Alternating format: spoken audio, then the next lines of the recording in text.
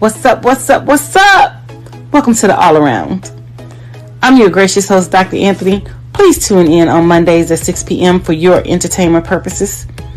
We will hit current topics, old topics, and everything else in between. Be there or be square.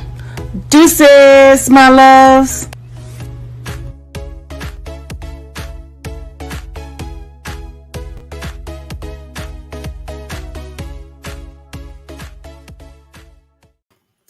Hi. Welcome to another great episode of the All Around. I am your host, Dr. Anthony, and discuss today. Sorry, Ida B could not be here. She has things that she has to take care of, but it will be myself and my producer, Mark Lee. So come on out, Mark Lee. Let's go ahead and jump into these topics. How are you today? I'm doing good. How about yourself? I'm good. Tired, but I'm good. I know that's right, and it's glad that you're doing well and doing fantastic and all and that kind of space. I'm sure you got all kinds of things going on. I was actually helping my brother with an event that he did on Saturday. So he's got a health ailment, that being MS is actually what my aunt had as well. So he is a member of the Polaris Slingshot Club, or one of them called the Bull City Slingers. So they did a fundraising event since March is MS month and also disability month. So a lot of people are doing events around those issues and all in that space. So we had a couple of food trucks out there. They were giving away ribbons, giving away lock boxes for medical items and things of that nature, giving away gun locks, I believe those were, as well, and giving away some other safety things. And of course, there were people over there that had some wares, I think some kind of like things that they were selling. And of course, the food trucks were out there. And they were definitely raising awareness. And of course, you can't go wrong with those Batmobile looking like vehicles, because that's what I always think of them as the Batmobile looking like vehicles, and all in that space.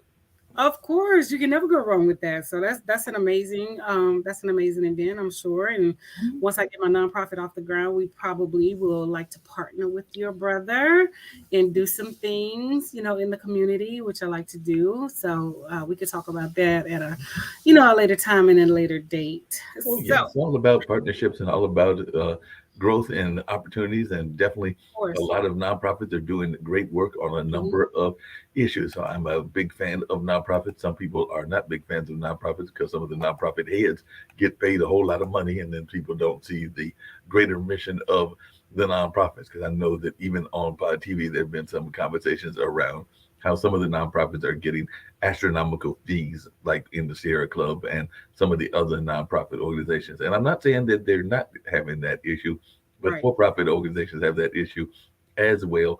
And I'm also saying that there are a lot of organizations that are doing good for the community and that they should be supported. Just because but at the same time, I know even at this nonprofit that I'm working at, the HTI, the bosses have got to make at least some pretty decent money in order to keep the building running. And sometimes you put a decent salary on your executive level, but you don't need to be exorbitant in your executive level. Of course, we do know some people are.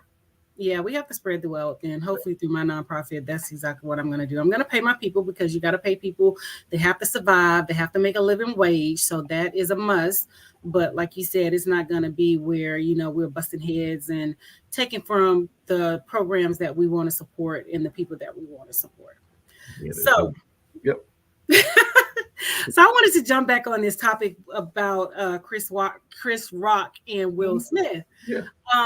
So, Adi and I, we don't really see eye to eye on a lot of things. And this is one of the things that we did not really see eye to eye on. And I just feel like, Chris is still picking when it comes to Jada. And when I was doing, further research, it comes to find out that he tried to talk to her and she turned him down. And ever since she turned him down, it's been like an ongoing battle of him saying, derogatory things towards her and just making derogatory statements, every time he gets a chance or whatever. And so people are looking at it like, Will Smith shouldn't have, slapped him. But at some point, enough is enough. And I just feel like, he has, harpooned on the back of Black women for so long. And I feel like enough is enough. And I was listening to one YouTuber, one person on TikTok, an older gentleman, and he was like, he's shucking and jiving and tiptoeing and tapping for, his white audience and his white community. And he feels like he does not do anything with the Black community. And I feel the same way. I mean, because he has made a lot of his money off the backs of Black women and talking about Black women hair, good hair. He made the movie about good hair. I haven't even watched it or whatever, and I have no interest in seeing it, just like I have no interest in seeing his Netflix special, and I will not support it because I just feel some type of way about him and how he's handling the whole situation and how he's saying, derogatory statements about her. And then people are like, well, Will shouldn't have stopped him, but that's his wife. He should have protected his wife. And I just feel like Chris has, stated so many derogatory things about her and still saying derogatory things about her. If she turned you down, she turned you down. And that's just what it is. Let it go. But he has, like I said, harpooned on it for the past 30 years. And he is still making a big to-do about it and still, talking negatively towards her and about her and things of that nature. And I just feel some type of way about it. Yeah, and I agree. And sometimes, you got to let it go. I do think that sometimes comedians who can step over the boundaries on certain issues. And I definitely know that a lot of people will say that comedians have the right to say whatever they want to about health issues, around sexuality, around gender issues, around a number of other things in that space, even certain religious issues. But I do think that there have to be at least some boundaries put out there in what you can do or say. Mhm. And, if it's going to be like a tit for tat and it's because he got rejected, that sounds like a scorned lover. That's what that sounds like to me and everything. And, you don't need to be a scorned lover because you didn't get what you wanted in that situation. So now you're going to talk bad about those that did get what you wanted all along and all in that space. But that definitely sounds like a scorned lover. And I definitely have another story that I'm going to get to that I'm going to hear your thoughts around. But before we get to that, I've also found a video of one of those lovely people that also has some things to say about Will Smith and Chris Rock and what was going on in that space. And it is a video that I found that is from none other than, I believe, Joe Rogan. So we're going to see what Joe Rogan's got on this particular issue and all in that space. And then I've got to ask you a very serious question, because there is a woman claiming some math that sounds like Will Chamberlain kind of math.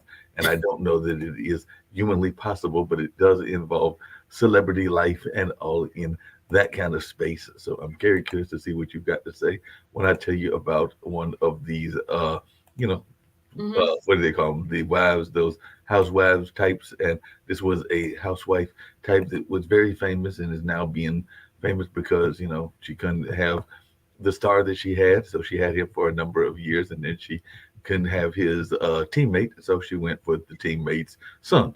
And we'll get to that in a minute as well, because she made some claims and I'm going like, I think that I've got some pretty decent libido when things are acting right and things are going well in my life and I have relationships. But the numbers that she gave didn't make any sense. And I'm going to tell you those numbers and you tell me if they make any sense to you in a second. But right now I'm waiting for this video, which is taking this lovely time to load up. And it just loaded up. But let's see what other folks have got to say about Chris Rock, if that's all right with you. Let's go ahead and roll the video. The Joe Rogan Experience. I could never do what Chris Rock did with the live shit. I would be fucking dead in the water. The live one's an interesting choice because Louis did a similar thing. Louis did it live on his website, and then he's going to release a full edited version of the set. And then I guess that's exactly what Chris is doing. He released it in the full edited. The shit about Will Smith was ruthless. Yeah. Ruthless.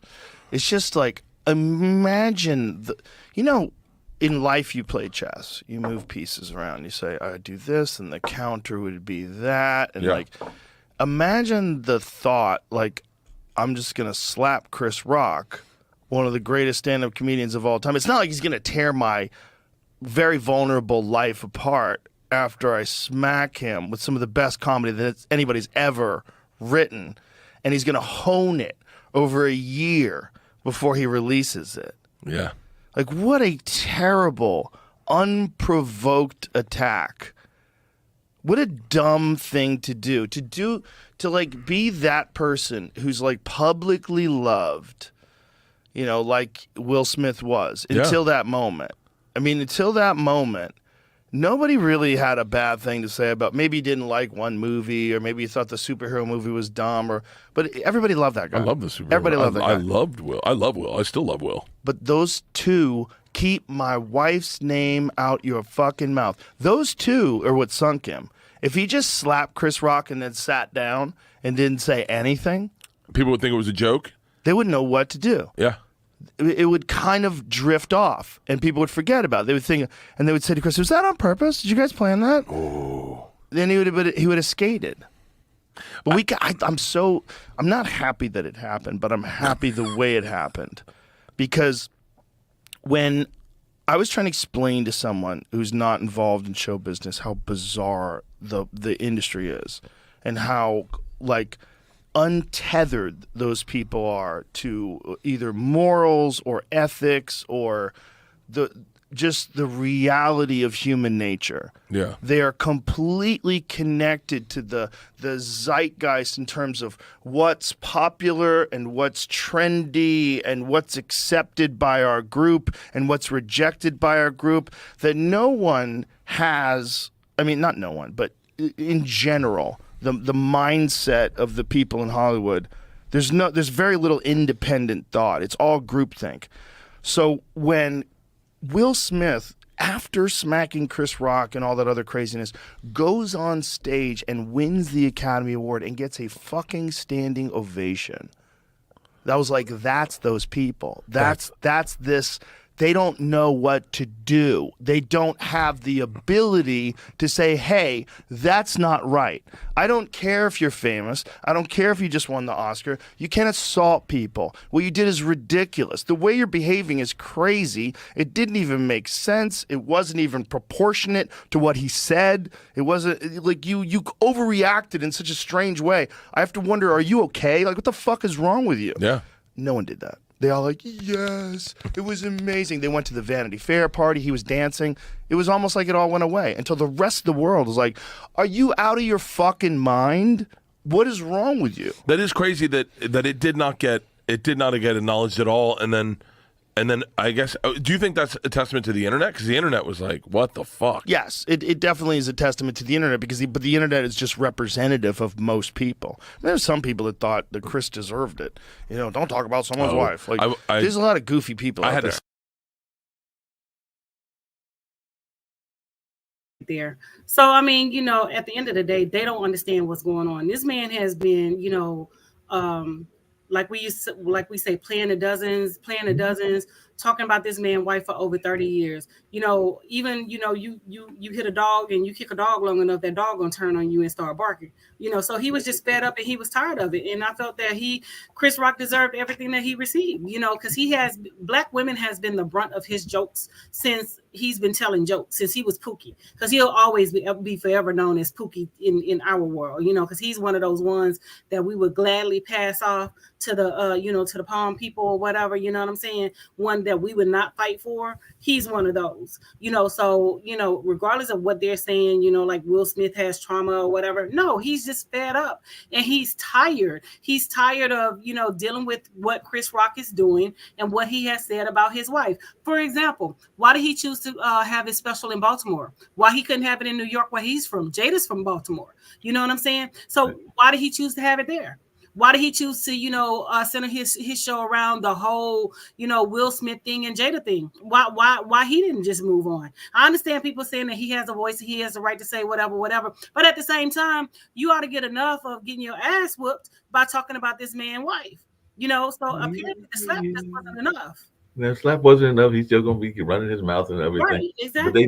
But they did talk about that group thing and that group think mentality. And I did hear something else interesting in the news. I'm going to get to the other one that I was going to get to in a second. But there's a lot of folks, including a world-renowned futurist, and he is saying that if we're not careful, we may be heading to groupthink. If you remember Star Trek, there was a movie called, there was a group of characters called the Borg, and we may be heading to Borg mentality because there is a futurist, and he's had some track record of success, but he is claiming that within 7 years, that's right, 2030, we will all be able to achieve what some folks have said they've been looking for all their lives, which is immortality.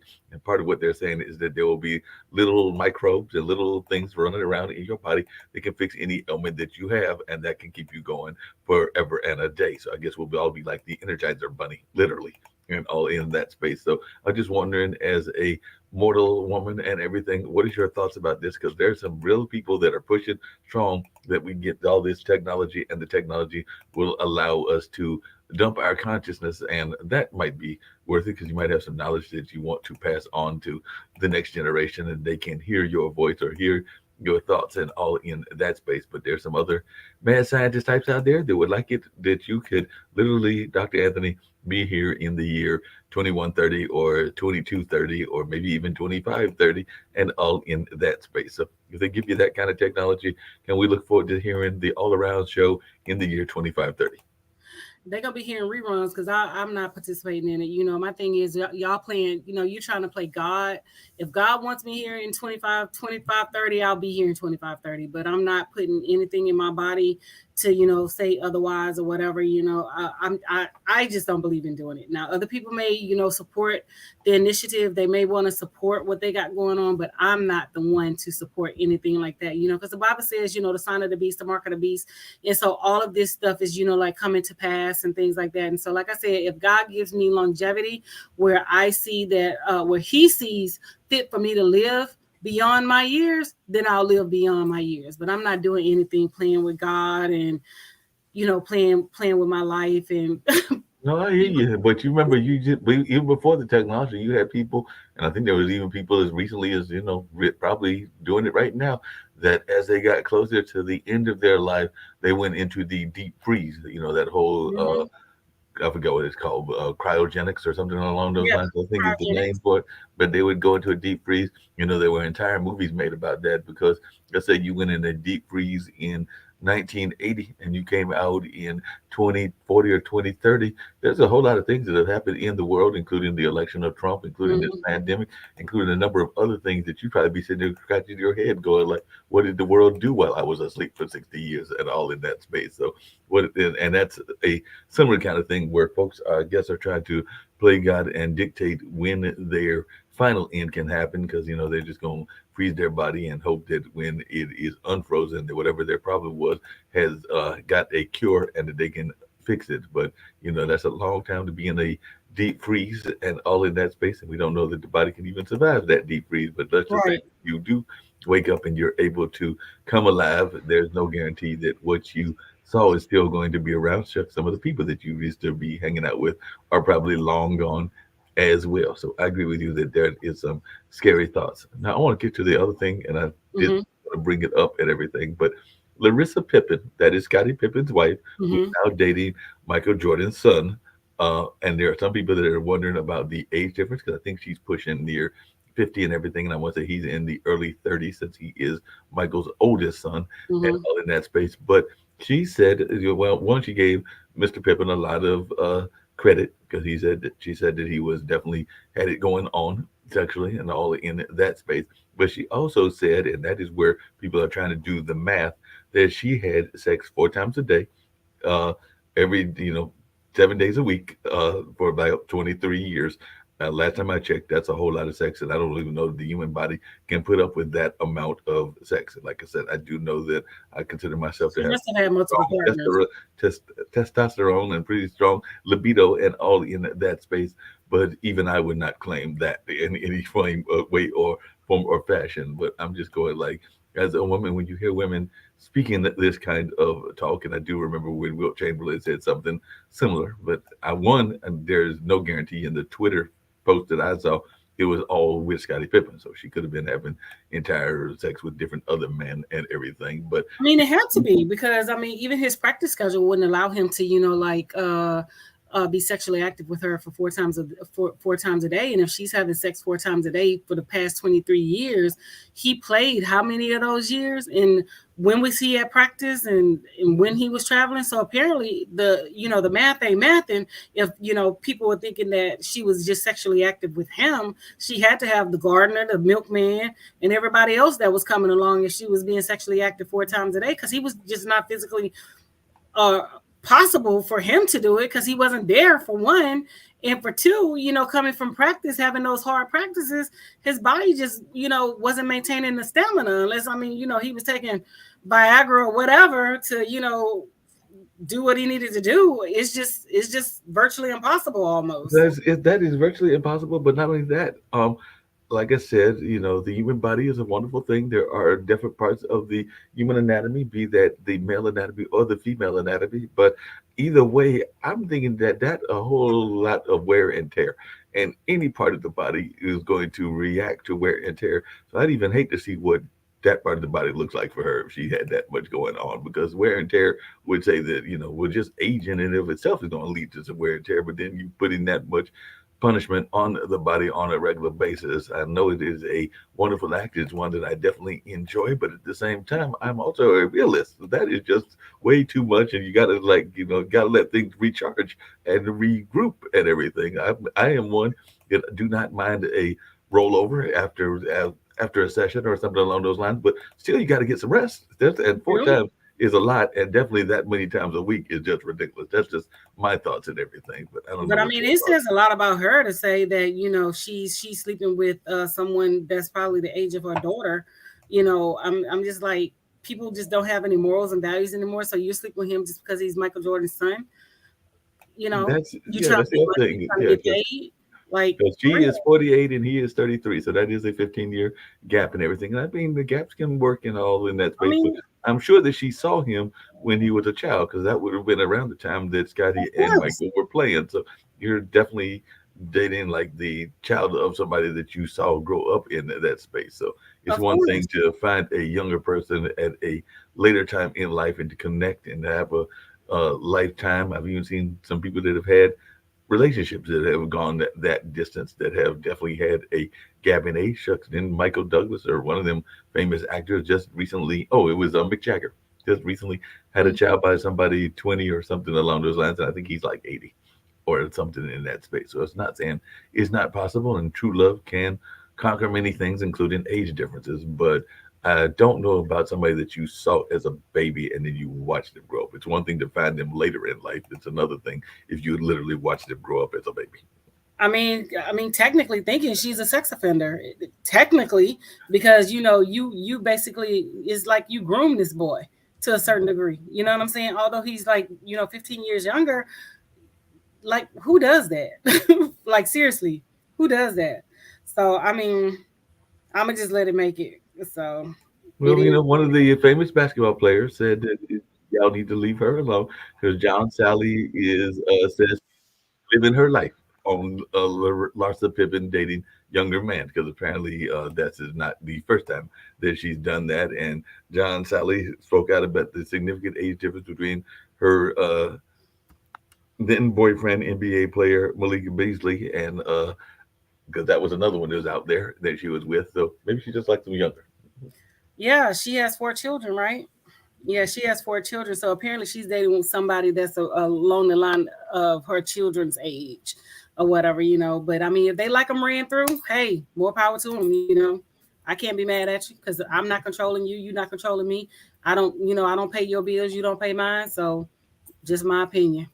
No, I got you and I hear you. But like I said, I know that you're not trying to grab no 30 or No. 20-year olds, even though I do understand that they sometimes might be coming chasing after you. But you also said that, like even as a teacher, that you're not trying to get with those young folks that even when you were close to their age. Because I think you said you went into teaching when you were in your mid 20s or whatever. But I remember that from the last show that you were not trying to get with the 18 and 17-year olds just because you knew you had a position of authority. Right. I mean, I just feel like you should have some boundaries, have some self-respect or whatever. And apparently, these women, these type of women, they don't really have no boundaries. They don't care. I just don't feel like they have no self-respect for themselves, for that person. He is grown. I bid you not, he is grown, but you're gonna date one of your husband's best friend's sons. That says a lot about you. So you've been watching this dude ever since he was little. So you've been fantasizing about this dude ever since he was little. You know what I'm saying? So that goes to show the mindset of you as a person. Like seriously, like where they do that at? Yeah, I don't get it, but that's what folks are doing these days, and some folks are going in for that. But then again, you also got folks that are giving both AOC and Kamala Harris a hard time. Speaking of love relationships, because while they are very devoutly active in their community, AOC in the Hispanic community, but also in the African American community Mhm. as well, and definitely Kamala as the vice president and a sister that went to Howard and is very proud of her sorority background as well. But both of those individuals, and I'm not saying that it's wrong. My dad has actually been involved with a European-backed woman as well, but they both went on to the other side and all in that space. So, what is your thoughts when you see these high-powered celebrity women that are like, "Nah, I don't think that the brothers are doing me right, so I'm gonna go on over there and check out Tom or maybe Bob over there and see what they're all about." Because, like I said, Kamala, the first. What is that? It's the second husband. Yeah, that's right. Because the vice president is the wife is the first wife or whatever, first lady. So the second husband is think that's what that's called if you're the vice president's husband. The second husband is definitely a European American, and I know that Yes. C's person is European American as well.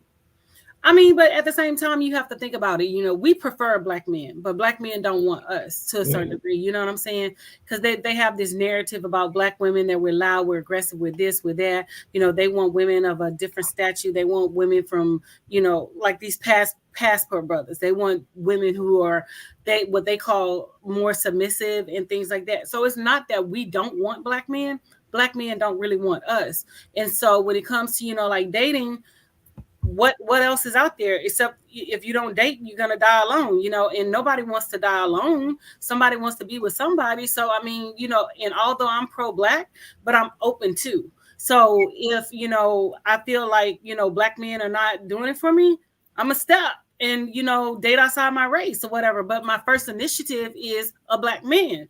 But you know, like I said, black men don't want us. They want to place criteria. They want to place this. They want to place that. Oh, if you, and I saw something on TikTok. If the woman has a degree or she does this, you know, we don't want to talk to that woman because she's too strong. She's too you know goal oriented. And I'm just like, that is so far fetched. That is the most asinine thing that I've ever heard for a black man to say about a black woman. But they're coming up with all these different types of characteristics and these different types of narratives about us as to why they don't want to date us. So I mean, what Well, do we do? It's well, like there's a couple of things that I gotta ask you because there's also some sisters out there, and I'm not saying there's a lot, but there are some sisters out there that say that they don't want anything to do with a blue collar job. They want a white collar job or something along those lines. But they forget that the white collar jobs aren't always the lawyers and the doctors. White collar jobs also include clerical, administrative, and management roles, and they definitely don't get paid a lot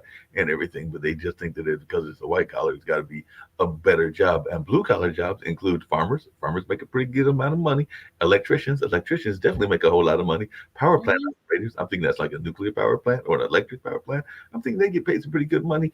And mechanics, and we're talking car mechanics, airplane mechanics, and a number of others. And that's just some of the blue collar jobs. So I do think that some sisters and just people in general dismiss the blue collar workers and not realizing that there are some blue collar jobs out there to get paid some pretty good money and can definitely do some serious support in that if that is their role in the relationship. So I think that there are some right. As a, seriously right. dismiss blue collar.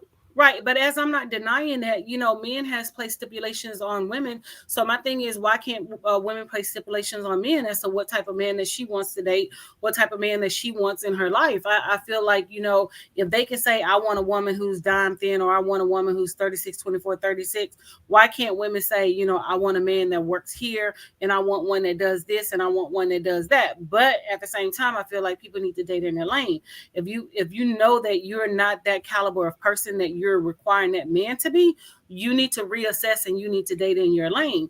Because a lot of women are like, oh, you know, I want a 6-figure man, I want this, I want that, but yet and still they're not 6-figure themselves, and they want the man to be everything that they want them to be, but you're not stepping up to the table and you're not bringing that same energy or that same game to the table. So I just feel like, you know, it needs to be equal all around. Yeah, I'm sorry. So I just feel like it needs to be equal all around in terms of, you know, what you bring to the table and what he brings to the table. So for example, you know, if I say, you know, I want X, Y, and Z for my birthday, I want to go to Louis, I want to go to Gucci, and I want to do this and I want to do that. I'm going to shield out the same thing for you that I want you to shield out the same thing for me. And if I'm always, splurging on you and you have a problem with splurging on me, it becomes an issue. So I just feel like people need to date in their caliber, people need to date on their level, and people need to date where they feel equal too. If you're a low, I'm just going to say a low wage earner, and you feel like you want a 6-figure man, then you need to bring something to the table than just, claiming that I want my man to be able to do this and I want my man to be able to do that. It has to be equal boundaries and equal footing, because the man is not just going to always just splurge, and you can't do nothing in return. So it has to be equal, it has to be a balance. That's No, all. definitely got to be a balance and everything. And, that raises a couple of interesting things, because I was watching a TV episode where they were talking about the Sadie Hawkins dance. It was actually one of those police dramas. And I was going like, I think I vaguely remember those, but that's the one where the woman is given the opportunity to ask the man out instead of the other way around. And I'm sure maybe even in your school, they may do some of those Sadie Hawkins dance. And of course, everybody knows about the going Dutch and things in that space. So there are ways that we are seeing women take a greater role in some of those kind of spaces, but I definitely believe that chivalry is not dead. And if you're taking a ride for somebody, you're going at the gas station, and you should at least offer to pay for the gas, and all in that space. So chivalry does not need to be dead, and in those kind of ways. But there are some people that might not agree with me, and they think that chivalry is a novel concept, and all along those lines. But I just learned a new term because I did not realize, but apparently I knew about blue collar and white collar, but Dr. Anthony, did you know that there are red collar jobs? Because apparently, since most of the natural products we get are from agriculture, dairy, forestry, fishing, it is also called agriculture and allied sectors. I did know that. But people engaged in those primary activities are called red collar workers due to the outdoor nature of their work. So, I didn't know what they were called, but I knew that they, played a role in, certain things that we appreciate and that we need in terms of everyday survival. So, red collar, that's a new term, because it always has been white collar and blue collar, just the two. So now they're introducing, they're introducing all kinds of new colors, because they've added gray collar workers, because they said gray collar workers are in many ways the jobs of the future. Gray collar workers often find themselves at the intersection of technology and service. In most cases, there are positions that require some combination of physical and technical skills, such as healthcare workers, teachers, and robotic engineers. So they've added 2 new colors to the color wide spectrum. But yeah, so I just feel like, everybody needs to date within their, their level and on their playing field, and, keep it at that, because you can't date a person who is, like high maintenance, and then you expect that person to drop their standards just because you can't maintain that lifestyle that they're living. Because like I tell people all the time, 9 times out of 10, if a woman is living or she's high maintenance, she can do all this stuff for herself. Having you is extra, and that's a plus, but she doesn't need you to do anything, because I was kind of sort of in a situation like that myself or whatever. He just felt like I was just too high maintenance, but I was like, but you knew what you were getting into before you even started, shooting your shot at me. This was a conversation that we had already had, that, I was extremely spoiled and I was used to certain things and I was used to a certain lifestyle. But then, you was like, oh, I'm okay. But then when it came down to, like you performing and you doing certain things, is you need to change up. You need to, lower your standards. You need to do this. No, I'm not lowering my standards. You need to either step up or move out the way. You don't need to lower your standards. But Dr. Anthony, I'm not. Dr. Anthony, question for you, because I've heard interesting conversations about this. I'd love to hear your thoughts. How much do you think it is that, and I'm asking a question, I don't know what the answer is going to be, but how much should each gender know what is traditionally been the other gender's role? Like, I think that it is very admirable, a woman that knows how to change the tire, because there's not always going to be the man out there. And if you need to get stuck in a road, you need to know how to change the tire. I also think it's very admirable that my brother is actually a primary example of one of these skill sets. It's a skill set I need to get better at. Hate to tell you this, because I know you're from Louisiana, so cooking is very important to you, and I do promise I will get better at it. But my brother is the master cook and all that. But I admire, whether it's my brother or my dad, folks that are master cooks that are, males that are in that. And we do know that there are some famous male chefs, but I'm just talking about in general, those roles sometimes get stuck in those old ways of styles. And that's just 2 examples. But, definitely I think that is something that should be admired. Now, there are some skill sets that women have that there might be turn it over to the man as well? Because I was having a conversation, and I know you're going to love this one. You probably go dig into this one as well. But there was a conversation recently that there are some man and scientists, maybe some mad scientists out there that are putting stuff into technology that will allow a man to give birth. Now that I think might be going a little bit too far and everything, but there are where the hell the baby coming from? there's like some technology and it being planted in there. I have no idea. I'm just saying, where the hell the baby coming from? Because because I'm picturing this in my head and I don't see any positivity from that. But okay, yeah. But I just feel like, everybody has to, play their role. Everybody needs to be kind of self-sufficient and be able to function on their own. Yes, I do know how to change the tire. Yes, I can put my own gas. Do I want to do it? No. But if I had to do it, yes, I can be self-sufficient in that manner. But if I'm dealing with someone, that's his role. That's what he's going to do. He's going to take care of those needs. But if he's not available at the time, I'm going to just call AAA. No, I'm just playing. But no, I can do all those things. And I am, self-sufficient. But at the same time, I'm not strong enough where I'm not going to say that I don't need a man, because I'm not putting that out there, because every woman needs a man if that's what she wants.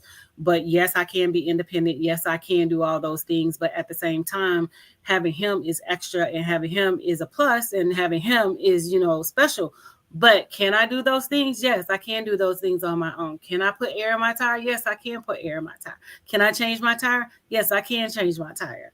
I am self-sufficient. I'm from the South. So we learn those things coming up.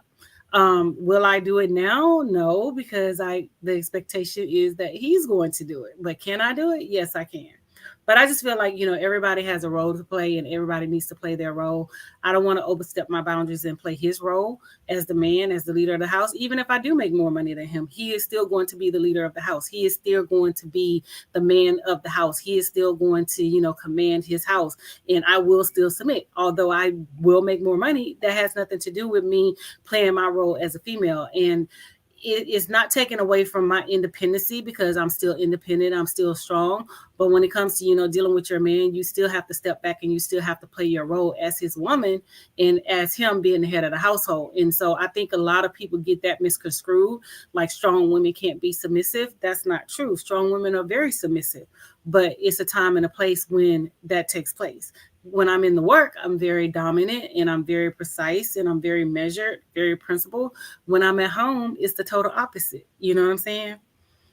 No, I definitely hear you. And by the way, I was looking up some of these articles, and it's scary, but yes, there is some research out there about a uterine transplant. Apparently, that's some of the things that some of you in the trans community is thinking about as well. And one of these articles are in as recently as 2022. So I guess they are going to try to reconstruct the body, so that I guess in that case, I don't see it happening.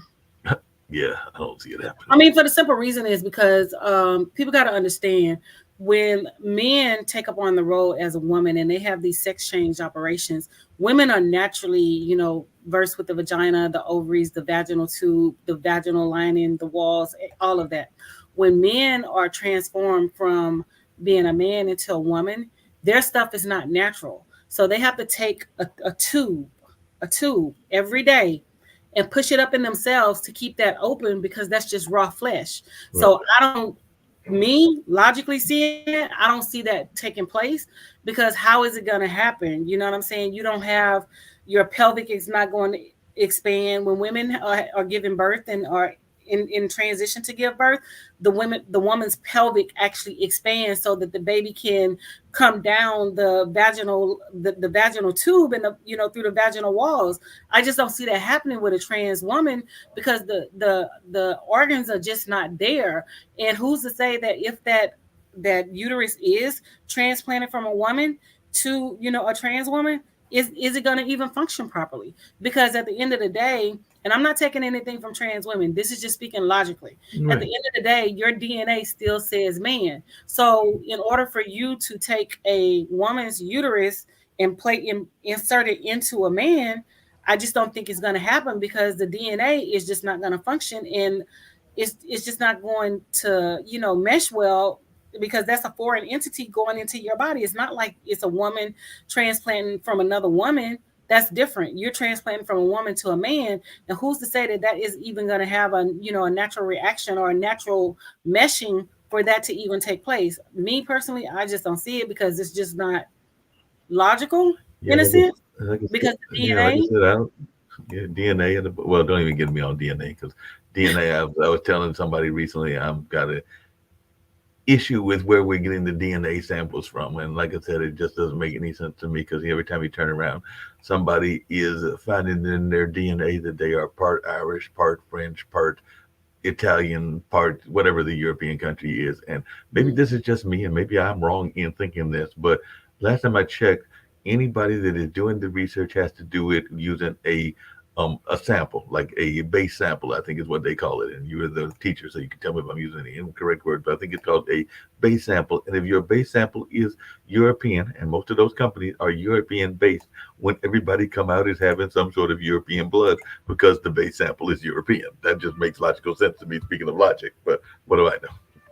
No, but it does make logical sense because, you know, my thing is with the whole DNA thing, have you taken a sample from every person in Africa, every tribe in Africa, for Black people to even know their ancestors? And I don't even think that, you know, Black Americans will get a true read of the ancestral DNA because we are mixed with so much stuff other than, you know, our ancestral DNA. So like you said, is where the sample is being taken from will, you know, yield whatever type of read that, you know, a person is looking for. I mean, because, you know, Black Americans, let's just take my culture, for example, from Louisiana. You know, they call a lot of Louisianians mutts because we're typically, you know, we're just mixed with everything. You know what I'm saying? So who's to say that, you know, we won't get, you know, some type of French or whatever, or some other type of DNA?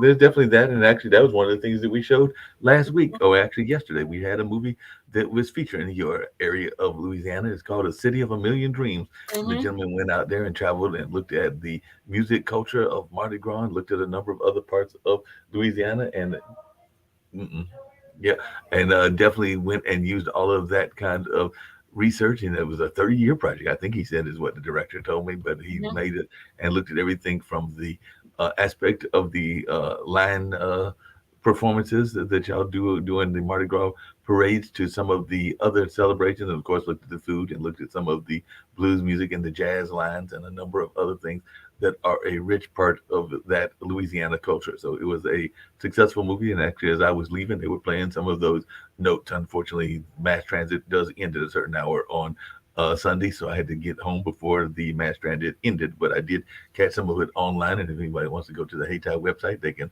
see some of the performances and all in that space. But I got a more serious question to ask you as we start to wind down and everything. But there is a gentleman that is not from Louisiana. Not that there haven't been other corrupt people from Louisiana, but this gentleman is not from Louisiana, and there are some serious reports that he may be in handcuffs later on today or later on this week and everything. So what are our thoughts about the possibility that Trump might actually get indicted and have to go in handcuffs and be, prosecuted and all in that space? I understand that it's a sister that's going after him and all along those lines. But is there a strong possibility that this could be a good thing? And I did hear one of my conservative friends say that this could actually backfire because it might just mobilize their masses and their constituency to come out in droves and all of that to defend their legendary hero. And I am being quite sarcastic when I use terms like that.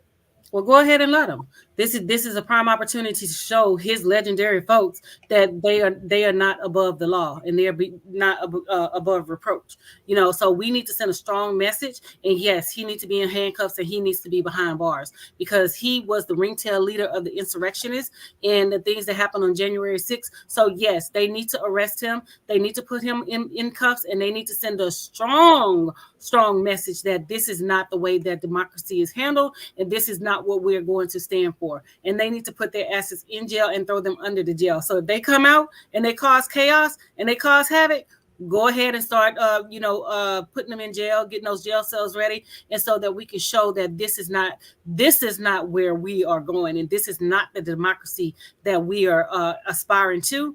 This is something that is totally against, the whole the whole idea of democracy. You trying to overthrow the government because you don't like an election because you lost. So no, he needs to be arrested, and the rest of them too.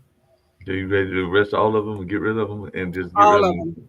quick, fast, and in a hurry? Quick, fast, in a hurry. Because my thing is the man, the woman that got killed in the when she went into the Capitol, they told her to stand down. She wouldn't stand down, so she got shot and she got killed. So her husband now, at some point, was trying to sue the American government. No, you can't sue the American government because she committed treason. She committed a crime against the United States government. So how in the hell you figure that you can commit crime against the United States government and you get shot and you get killed and you can still get paid? No, it doesn't work like that.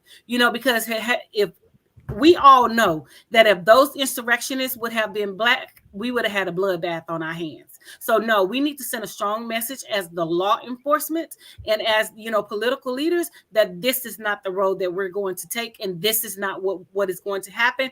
And so they need to know that they're going to be prosecuted, and they need to know that they are going to be held to the full extent of the law. So yes, they need to be arrested and prosecuted. No, I hear you. I'm gonna take one quick break and turn it over to you on one other question, but I will be back before we end. But as I turn it over to you, my quick question for you is, what are the thoughts around the notion of a DeSantis Biden race? Because everybody is right now saying it's going to be a rematch of the Trump Biden match, and everybody's pretty much saying that it's Biden's to lose and all in that space. But we do have a crazy economy, so who knows what the economy will do also. But I was wondering your take, and will we get a woman president? Because there are some people that are saying that Nikki Haley on their side is strong, and some people are saying that Kamala needs to actually resurface and that she could be a strong candidate on the Democratic side. And then there's even some people that are speculating that we could even go as far as having a gay president. Not that we haven't had those before, they just weren't out in the open and all in that space, but they're saying that Pistol Pete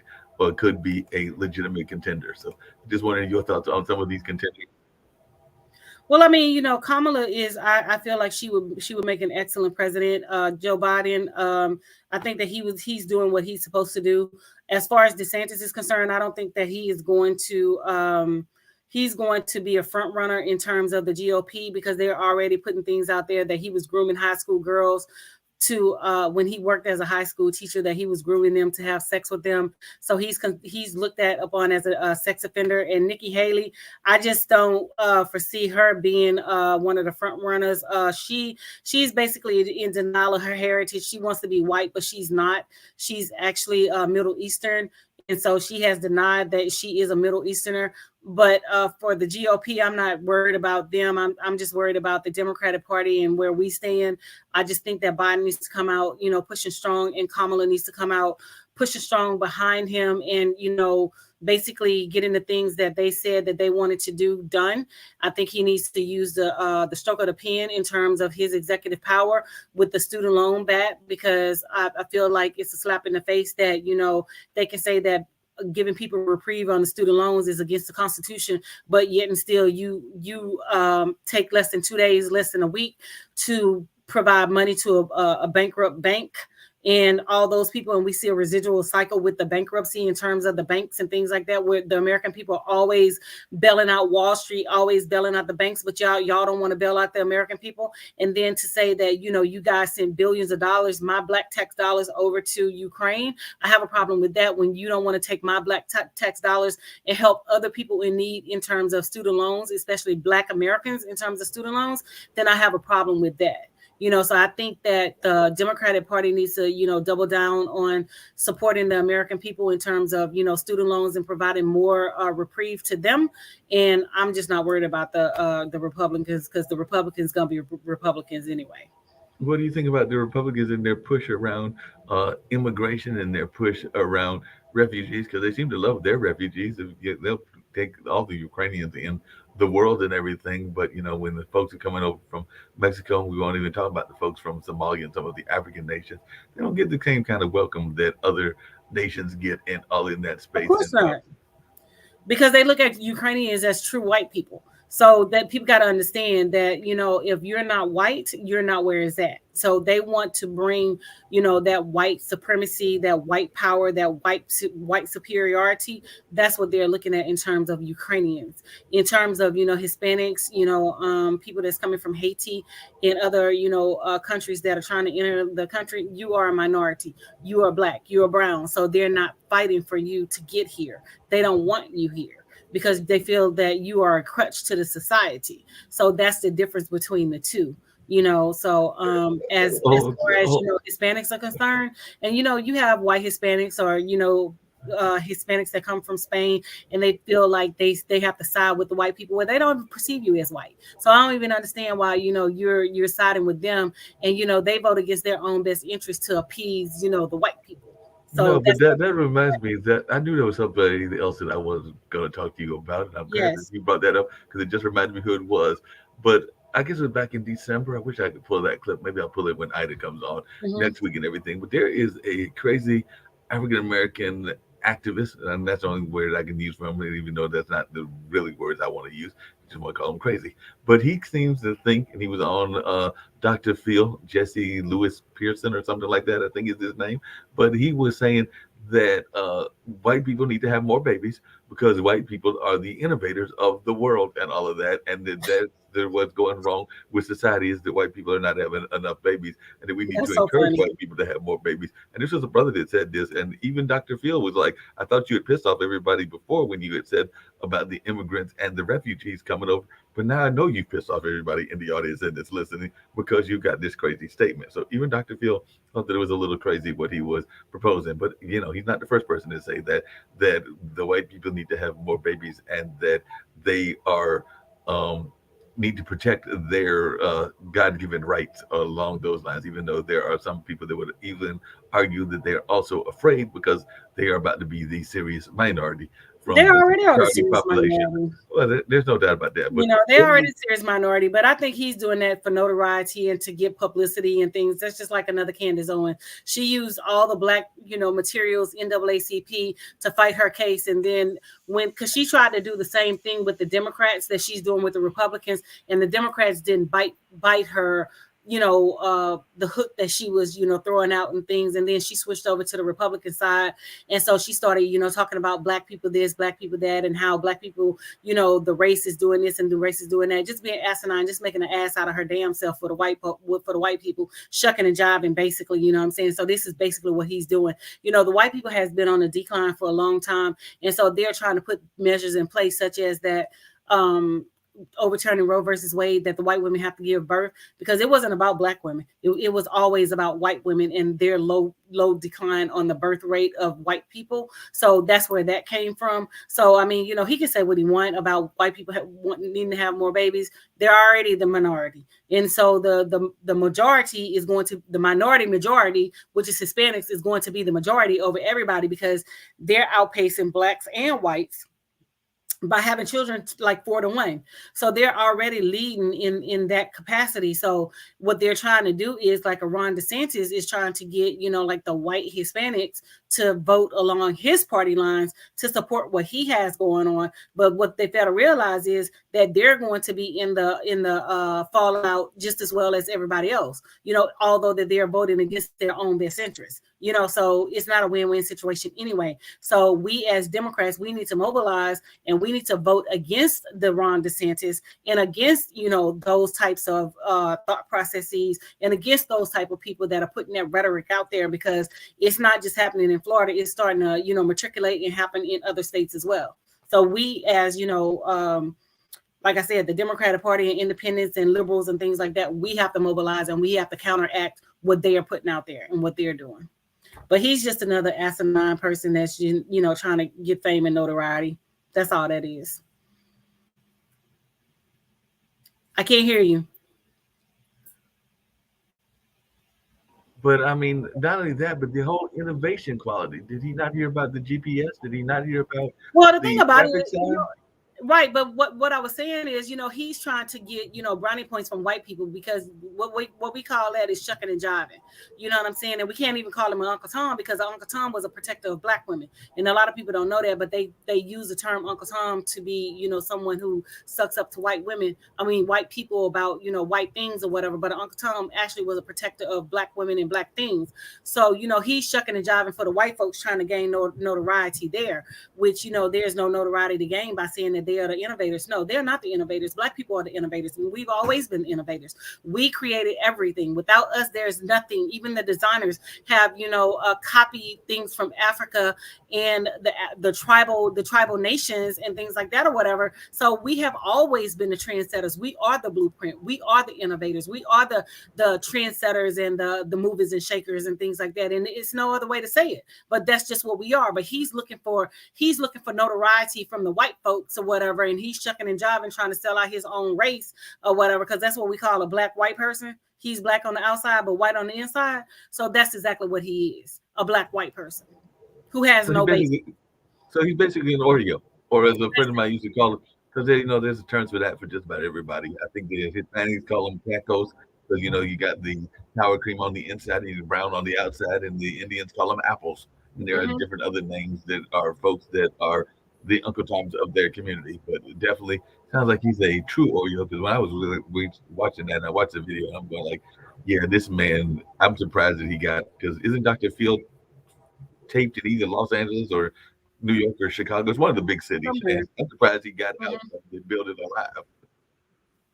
I mean, and my thing is, you're making a ass and out yourself, and basically a clown for something that that is not even true, and nobody is even jumping on your bandwagon. You sound foolish. You sound very asinine. You sound very ignorant to the fact that nobody is even listening to what you're saying, but you're yet and still trying to shuck and jive, like a minstrel show, and put on for the white people to like pick up what you're saying, but you're not saying anything, and nobody is buying it. So that's just what that is. I know one thing that we're buying, and I need folks to know that they need to buy it from you and everything. I know I get my new copy coming soon, since the other copy was having issues and all in that space, and I'm going to give one to my nephews and all in that space. But you've got a brand new book coming out, and you've got a nonprofit coming out, and you've got a bunch of other things coming out. So I think that the listeners of the All Around Show, as we close out this show, need to hear about all these wonderful things that the great Dr. Anthony is doing, and all in that space. So I think that would be a great way to close out, is for folks to learn all the amazing things that you are doing. And then, of course, I'll be back next week with you and Miss Ida and everything, and we'll have some more conversations. Who knows what we'll talk about? We talked about politics and sex today, so there's no telling. Well, we have a guest next week. We have the beautiful Dr. Donna Ford that's going to be with us. She's a guru in education, especially gifted education. She has published countless numbers of articles, wrote countless numbers of books, and so we will have her as a guest, and we will discuss topics around education and getting your child into gifted education. So we are going to discuss that. But yes, I do have another book that's about to come out, and I'm not ready to give the title. I think I've given it before, but I'm not just ready to give it just yet again. But all my other books are on Amazon, and you can go to Amazon.com and pull up At the Gator Park and The Enchanted Columns. If you would like a copy of those books, they are on Amazon. And the other book will be coming out shortly. We got to tweak some little things, so I don't want to, put that out there just yet. But yes, and Beauty and Brains is the nonprofit, so be on the lookout for that. We will try to be up and running by the summer. Hopefully by the end of the summer, we're going to be up and running and, get you guys acclimated with that. And we also have the makeup line that's out there, and lipstick, lip gloss, and we're going to continue to add to that. So just be on the lookout for, the websites and all of those good things. And with that being said, Mark, I want to thank you for the great dialogue that we always have. And we're looking forward to having you again as a guest, as a commentator with our guest, Dr. Ford, next week. And Sister Ida will be back next week. And so we will get involved around topics of gifted education and education in general, because I know that, it is a hot topic around some places. So we will dive and get deep into that. And we also have another guest that's going to be coming up here shortly, Marcus Jackson. He will join us at some point in time. I have to send him over the dates and things like that. But with that being said, thank you for tuning in to another great episode of the All Around. Make sure you click like and share, and expose us out there in internet land. And you can always watch us at www.podtv.tv. And with that being said, thank you again. Take us out, Mark. Sounds good. We're out of here.